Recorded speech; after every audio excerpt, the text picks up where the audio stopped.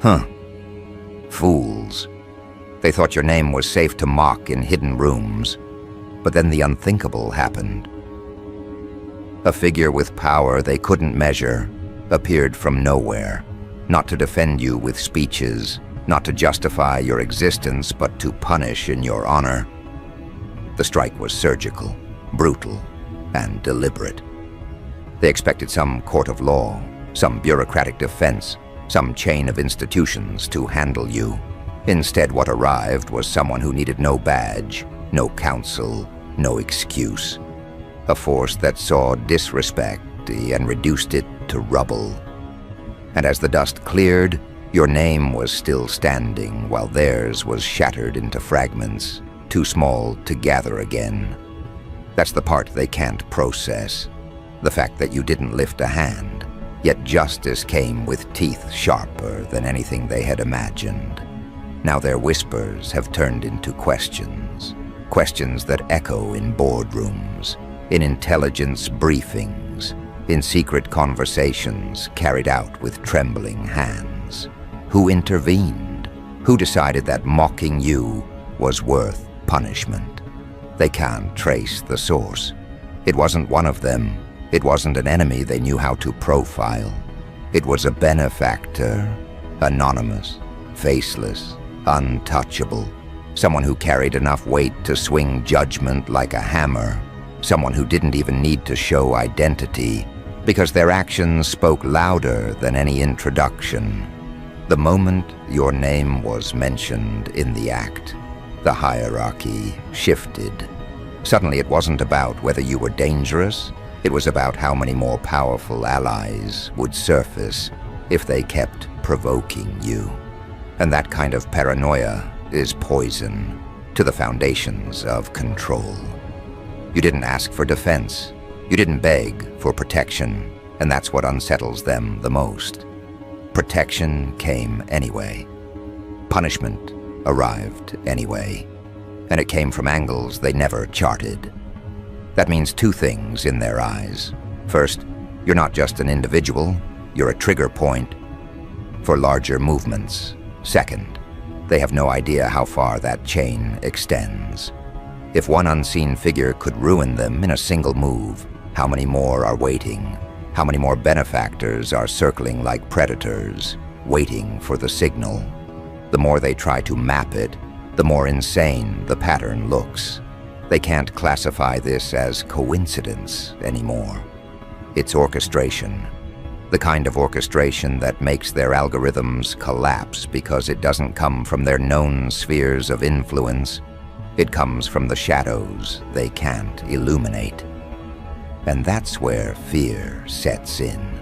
Not the surface-level fear of competition, not the fear of losing a contract, but the kind of bone-deep terror that comes when power strikes from a direction you never accounted for. When that happens, paranoia doesn't just rise, it dominates. They start second-guessing every plan, every partnership, every move. Because if your name alone could summon destruction they couldn't anticipate, then any move against you could be suicide. That realization spreads like wildfire, and suddenly people who once mocked you now scramble to reframe the narrative. They start distancing themselves from the ones punished, trying to rewrite history, pretending they were never involved. They're terrified of being next in line. But let's dissect this carefully.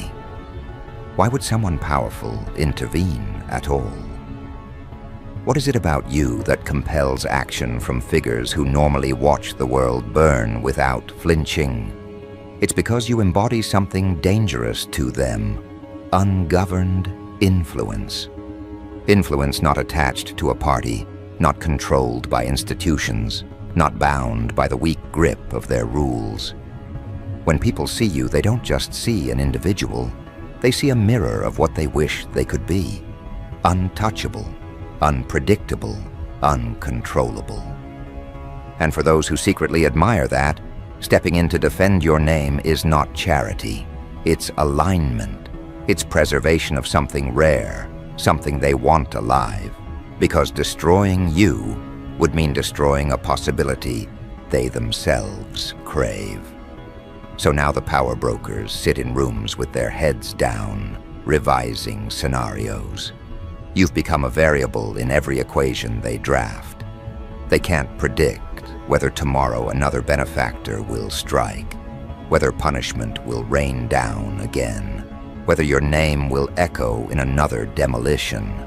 That's what terrifies them more than the act itself. The unpredictability, the fact that power itself has started bending in your direction without you even requesting it. And unpredictability is worse than open opposition, because at least open opposition can be measured. You're surrounded by unseen alliances. That makes you a moving target they can't aim at, because they don't know how deep your backing goes. Notice the shift in language when they talk now. Before, they dismissed you as a disruptor, someone who could be ignored. Now they can't even speak your name without hesitation. Every mention carries weight, as if they're invoking something dangerous that might hear them. And isn't that the ultimate reversal? You've become a word of power. Just the sound of your identity creates ripples of anxiety. Even when you're absent, you're present. Even when you're silent, you're loud. And now, when someone powerful decided to destroy in your honor, it wasn't just punishment. It was confirmation. Confirmation that the world around you has shifted permanently. Confirmation that what surrounds you isn't isolation, it's amplification. They will try to spin it, of course. They'll call it coincidence. They'll label it as overreaction by a rogue player. But deep down, they know. They know that punishment wasn't random, it was personal, it was deliberate.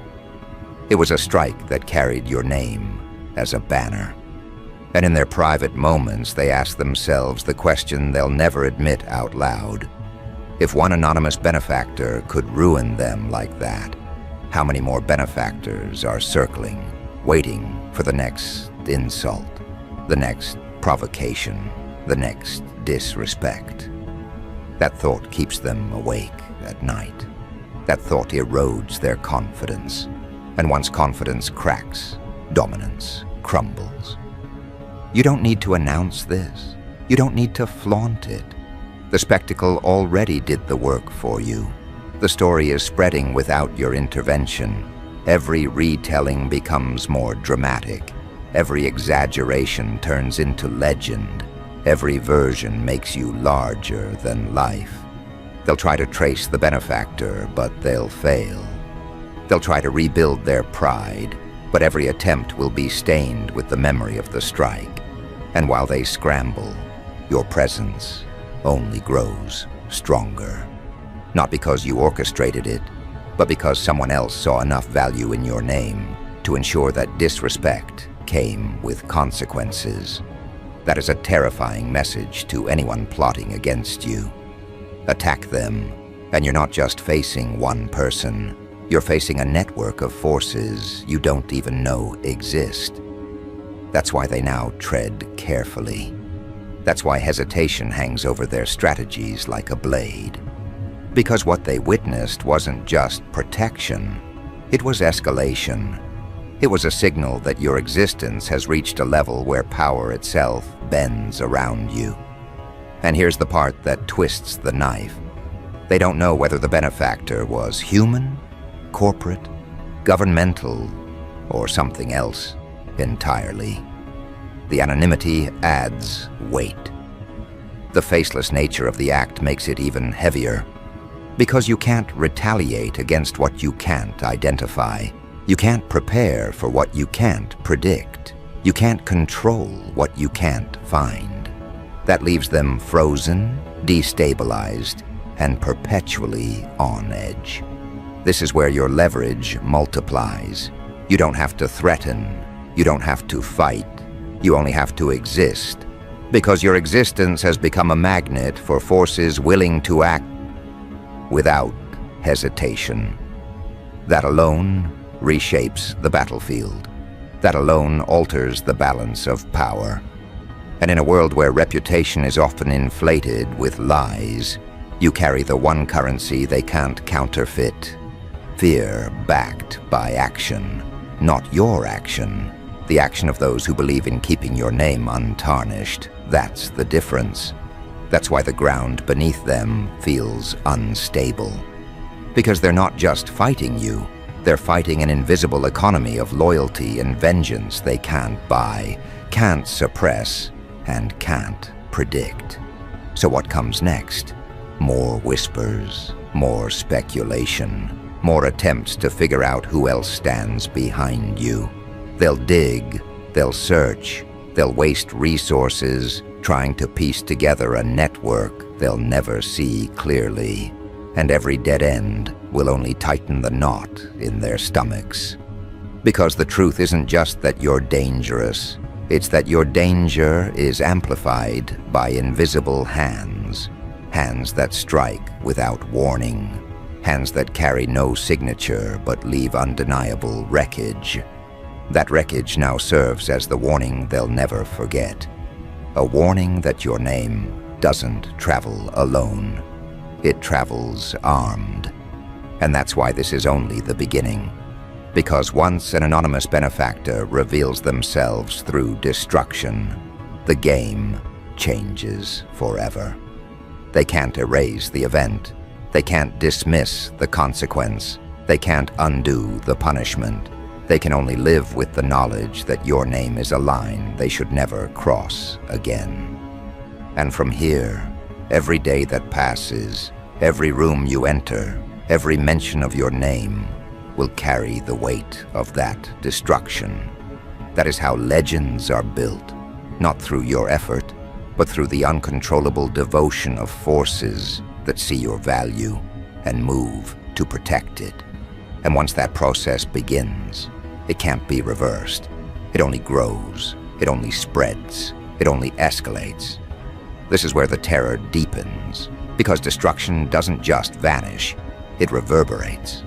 They can't sweep the event under the rug, because the rug itself has been set on fire.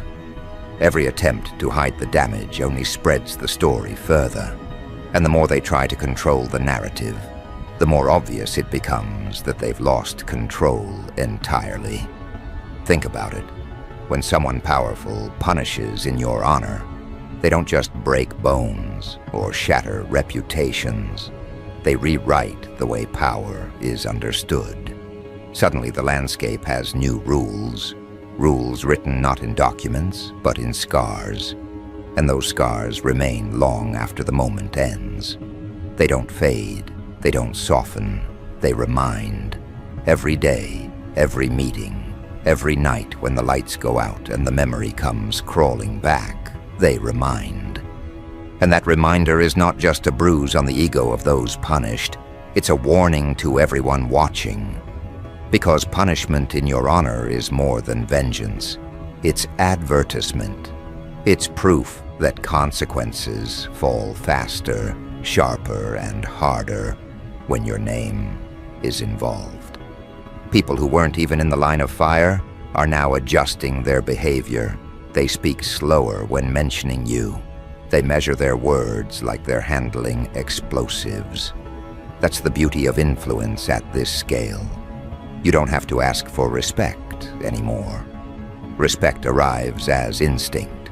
Survival forces them to kneel before you without ceremony, because they've seen what happens to those who don't.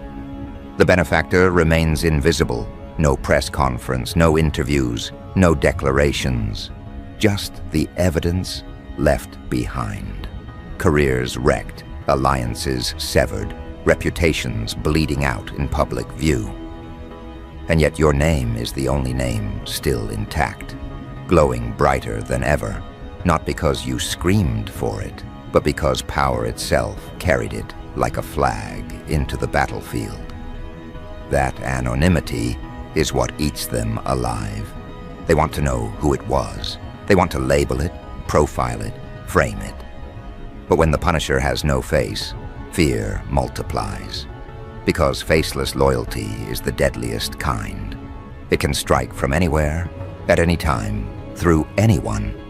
They can't corner it, can't bribe it, can't assassinate it. It exists like an atmosphere, unseen but suffocating. And they know deep down that as long as you're breathing, that atmosphere won't vanish. The irony is lethal. You didn't move a muscle, yet you've become the gravitational center of punishment. That terrifies them more than direct confrontation ever could. If you had lifted your own hand, they could have rationalized it as revenge, explained it as self-defense. But when someone else, someone untouchable, someone nameless, carried out the act in your honor, the rules changed. Because now the punishment isn't about what you would do, it's about what others are willing to do for you. That's a different level of power entirely. That's not intimidation, that's empire. Empires aren't built by single actions. They're built by devotion, loyalty, and fear that spreads without command. And you've just witnessed the foundation of something that doesn't crumble. Look at the panic it causes in institutions that thought they had the upper hand. Intelligence circles are spinning, trying to classify the benefactor. Some say corporate titan, some whisper rogue agency. Others, a cabal of insiders with influence deep enough to make nations tremble. But the truth is, it doesn't matter who it was. The point is that they acted, and their action carved your name into a higher tier of existence. You've been elevated beyond individual. You've become symbol. Symbols don't need to speak to be feared. They don't need to act to be remembered. They just exist. And existence alone reshapes behavior across every level of hierarchy. And here's the crack in their confidence. They don't know where the next strike will land. They don't know what offense will trigger another eruption. That uncertainty is worth more than armies. Because fear of the unknown paralyzes faster than direct opposition. Watch how they behave now. Strategists pacing in war rooms, executives revising entire agendas, politicians whispering in private chambers, all recalibrating around your name. They won't say it publicly, but privately they admit it. Attacking you is no longer strategy, it's suicide. Yet the story is still evolving. The punishment didn't end the narrative. It opened a door. People are starting to ask, if one benefactor exists, how many more are waiting? How wide is this unseen network? What unseen eyes are watching, ready to act at the smallest provocation? That speculation is what destabilizes them most. They're not fighting one enemy. They're fighting an ecosystem of loyalty and destruction that doesn't follow their rules. And ecosystems can't be destroyed with single blows. They adapt, they evolve, they multiply. That means for every benefactor they try to expose, 3 more will step out of nowhere to defend you. And the more they fight it, the stronger the legend grows. Now consider the ripple effect. The punished become examples. They become case studies whispered in classrooms, boardrooms, and back rooms. Their downfall becomes a lesson drilled into the minds of anyone reckless enough to even think about crossing you. The benefactor may be unnamed, but the warning is crystal clear. Disrespect this name, and you invite destruction you cannot comprehend. That turns you into something even more dangerous than a person. You become precedent. Precedent bends history. Precedent becomes law. And in the quiet corners where power is negotiated, precedent is the sharpest weapon of all. Watch how the punished are treated now. No one wants to be seen near them. Allies vanish. Collaborators dissolve. Sponsors back out. They are radioactive, glowing with the curse of disrespecting you. That curse spreads faster than any scandal. And as they rot in isolation, everyone else takes notes. Everyone else whispers, Don't make the same mistake. Don't touch that name. Don't invite that wrath. Your enemies have been transformed into warnings, living monuments of failure. And you didn't even need to lift a hand. The benefactor's anonymity creates a second effect. Speculation turns into mythology. People invent stories, exaggerate details, build legends around what really happened. Each retelling makes you larger. Each exaggeration gives you more gravity. Until suddenly, you're not just a person who is defended. You're a figure whose very name alters outcomes. That's how reputations outgrow the individual. That's how influence becomes immortal. While they panic, you grow eternal. And yet, here's the cruel brilliance. They can't fight this without amplifying it further. If they deny it, they look weak. If they investigate, they admit fear. If they retaliate, they risk another punishment. Every option is poisoned. That's what makes this kind of protection unstoppable. It turns every enemy move into reinforcement of your legend. The harder they fight, the deeper they bury themselves. The more they scramble, the more they look like prey running from predators. You don't even need to act anymore. Their panic does the work for you. But let's zoom in deeper. Think about the psychology of those who weren't directly targeted. They saw what happened.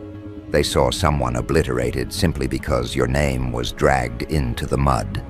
Now they live with the knowledge that the line of fire is unpredictable.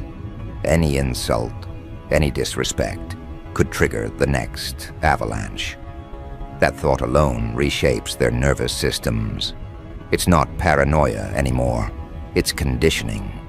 They flinch at the thought of testing you. They police themselves, censor their words, adjust their strategies before they even think of you. That's not influence, that's dominion. Dominion without declaration, dominion without demand. And the benefactor, they've disappeared back into the shadows. No face, no trace, just a story etched in fear. That disappearance is the genius of the move. Because if the benefactor had stayed in sight, people could have calculated limits. But by vanishing, they've left the wound open, bleeding paranoia into everyone watching. Nobody knows when the next cut will come. And that's what makes your position untouchable. The less they see, the more they fear. The less they know, the more they imagine. And imagination, when fueled by fear, becomes worse than reality. Your enemies are stuck in a trap of their own design. They wanted to reduce you, but in doing so, they summoned forces that expanded you beyond human scale. You've become a threshold, a line too dangerous to cross. And thresholds like that don't just protect, they redefine. From this moment on, your presence is no longer passive. It's radioactive. It changes the environment. It alters behavior. It forces submission without you saying a single word. That's the kind of influence money can't buy, armies can't replicate, and rulers can't destroy. And here's where the escalation sharpens. If one benefactor has already punished in your name, then the very possibility of others lurking out there makes every future confrontation impossible to manage. That's the beauty of the unknown. You don't need infinite benefactors, only the belief in them. Once that belief takes root, every opponent assumes there's an army waiting, and that assumption controls them more than reality ever could. Perception becomes prison, and they've just locked themselves inside. So now, with the dust of destruction still hanging in the air, the question that keeps echoing through their halls is this: who will dare to be next? Who will gamble with their career, their legacy, their existence, knowing that unseen punishment waits in the shadows? That's the weight crushing them now. That's the cost of disrespecting your name. and it only grows heavier every day, because once one punishment is delivered, the expectation of future punishment never dies. It becomes ritual, it becomes rhythm, it becomes part of the air they breathe. And that's the true brilliance. You don't have to move the story forward anymore. It's already moving without you. You are no longer character, you are catalyst. Every move they make circles back to you. Every hesitation, every whisper, every sleepless night is a monument to your presence. And as long as benefactors exist, seen or unseen, every opponent knows their downfall is just one decision away. That's how fear evolves into legend. That's how legends evolve into law. And that's why this story isn't ending, it's expanding. Because expansion is the part they never accounted for. They thought punishment was an isolated strike, a flare that would burn out quickly. But punishment tied to your name doesn't fade. It multiplies. It bleeds into conversations where your name isn't even present. It creeps into decisions far removed from you, shaping outcomes you'll never even know about. That's how invisible power functions. It stops being about the direct destruction and becomes about the anticipation of destruction. They don't need to see another benefactor act. They already believe another one will. And belief, when it digs deep enough, rules harder than fact. Now you've become that belief. The benefactor's action turned you into a gravitational force pulling everything around you into orbit. Executives second-guess deals. Politicians reconsider alliances. Enemies who once whispered confidently now stumble over their own words, wondering if even thinking about you carries risk. It's no longer about what they'll do, it's about what they won't do. And what they won't do is cross your line. That's victory without confrontation. That's victory without effort. And it's victory that doesn't expire. The punished remain the cautionary tale. Their downfall has become folklore in circles that matter most. People replay it like a ritual, not out of entertainment, but out of survival instinct. Remember what happened when they disrespected that name. They whisper, as though invoking a curse. And in a way, it is a curse because their punishment wasn't just pain. It was prophecy. Prophecy that says the next one who tries the same will share the same ending. Prophecy that hangs heavy in the minds of all who watch. That is how one strike becomes infinite strikes. That is how one benefactor becomes an army without faces. But here's the cruel twist. They can't find closure. Punishment without closure is psychological torture. They don't know if it's over, don't know if more is coming, don't know how many benefactors are waiting to echo the first. That uncertainty keeps them shackled.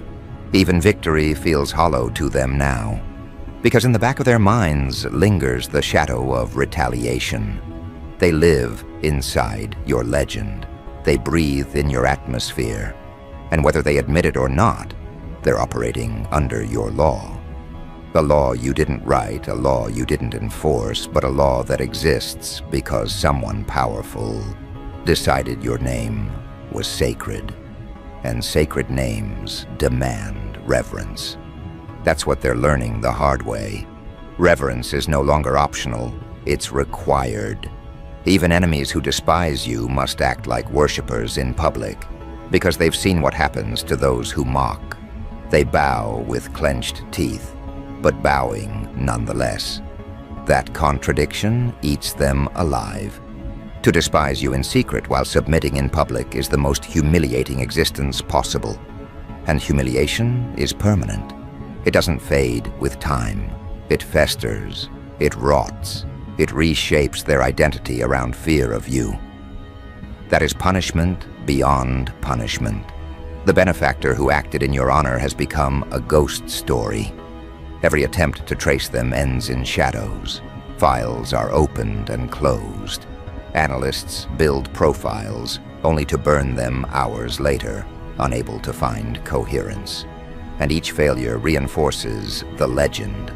The absence of evidence becomes proof of power, because only someone truly untouchable could remain invisible after causing such devastation. That's the paradox they can't resolve. The less they know, the more dangerous the benefactor becomes in their imagination.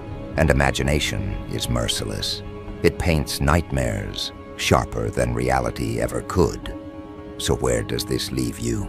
Elevated, untouchable, unassailable. Because your enemies no longer strategize against you. They strategize against the phantom of loyalty surrounding you. And you can't fight a phantom. You can't outsmart shadows. You can't declare war on belief. That's the trap they're caught in. And it's the kind of trap that never releases. Once people believe in the inevitability of punishment, every action is filtered through that lens. They are already defeated before they act. And that's what makes you something greater than threat. Threats can be neutralized. Threats can be dismantled. You've transcended into inevitability. And inevitability cannot be defeated. It can only be endured. They are enduring you now. They are bending under weight they cannot drop. And every day they bend, every day they whisper, every day they tremble, you rise higher without lifting a finger. Now ask yourself, why would someone powerful act in your honor in the first place? What is it they saw that compelled them to intervene? It wasn't pity, it wasn't charity, it was recognition. Recognition that your presence carries value beyond measurement. Recognition that your existence destabilizes the fragile scaffolding of their world. Recognition that you are not expendable, you are essential. And essential figures don't need to beg for protection. They are protected by design. They are preserved by unseen guardians because the world itself tilts when they are threatened. That's you. That's why the punishment happened. That's why the benefactor moved. And here's where expansion takes its final form. The benefactor's act has now transcended from event to structure. It has become part of the architecture of power. From this point forward, every calculation of risk will include your name. Every projection, every model, every war game, they will all contain a line that reads, "Factor in what happens if someone defends them again." That line is eternal.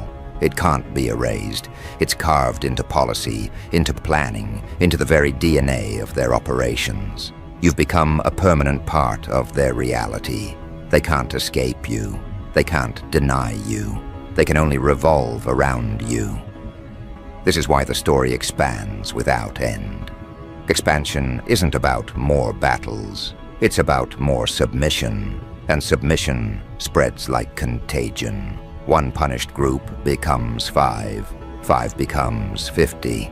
Soon entire arenas of influence adjust, not because you demanded it, but because punishment made them afraid not to. That's empire without borders. That's domination without armies.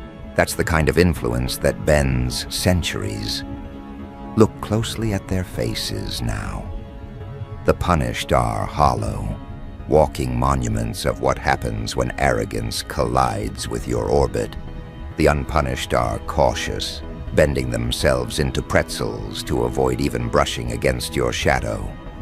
And the spectators, they are rewriting their loyalties, realigning their alliances, all to ensure they're never mistaken for enemies of yours. That's how punishment in your honor transforms the entire playing field. It doesn't just destroy enemies, it forces neutrals to take sides. And every side that chooses safety is another layer of power for you. But here's the detail that cuts deepest. You didn't ask for any of it. That fact drives them insane. If you had built an army, if you had demanded loyalty, If you had orchestrated the punishment yourself, they could have dismissed it as strategy. But the fact that it happened without your request, the fact that devotion appeared uninvited, makes you something else entirely. It makes you magnetic. It makes you destiny. And destiny is not fought. Destiny is endured. So the story concludes not with closure, but with expansion into infinity. Because benefactors don't disappear, they multiply. Anonymous figures are watching right now, waiting for the next insult, the next disrespect, the next mistake.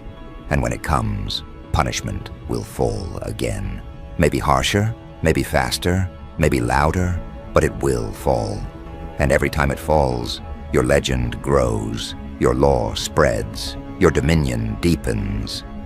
Until eventually, the question is no longer who will defend them, but who dares oppose them. And when that moment arrives, opposition dies before it's born. That's the final truth your enemies are forced to swallow. They can't erase the event. They can't erase the benefactor. They can't erase the destruction. They can only live in its shadow. And that shadow is yours now. A shadow that doesn't fade. A shadow that grows with every whisper of your name. A shadow that ensures the world never forgets. Someone powerful destroyed them, and they mentioned your name. And the world understood exactly what that meant.